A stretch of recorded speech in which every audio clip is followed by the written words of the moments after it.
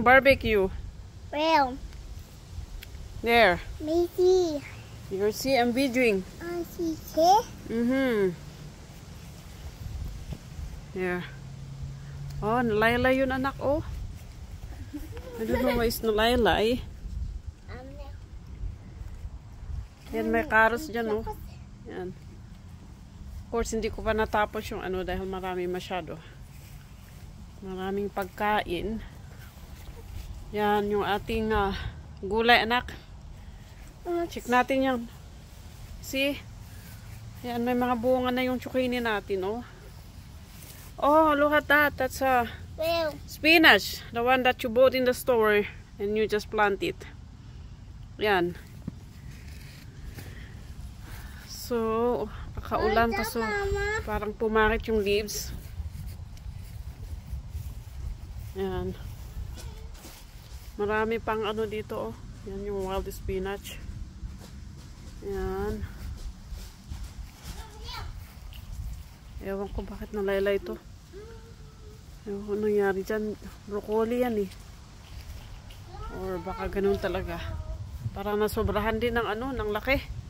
Malapad sobra, eh. Pangit ng weather dito, so.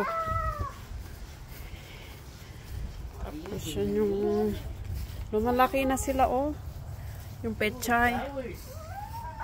Yung flowers, nag-bloom na siya. Oh boy, I think the wind blew this, eh?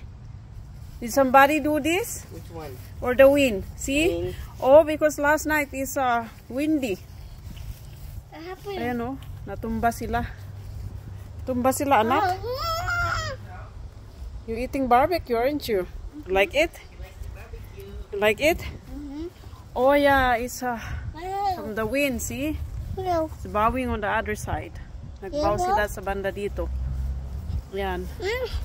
Tapos, yan ulit yung ating Brussels sprouts. Yan. Ay, ay, ay. Grabe, lumaki sila. Sobra. Yan. Pupujuice na sila yata ng bunga dyan sa may gilid. Di ba doon? Dyan sila nag-form ng kanilang mga bunga dyan mismo. Dito sa gilid dyan. And of course, our talong, guys. Ayan. Yan, yung ating talong. Ewan ko itong ivory eggplant. Kulay white. Wala pang flower. Yan. Yan, guys. Update ulit sa ating garden. Yan, puro damo ikwan. Nakakain yung damo. Yan.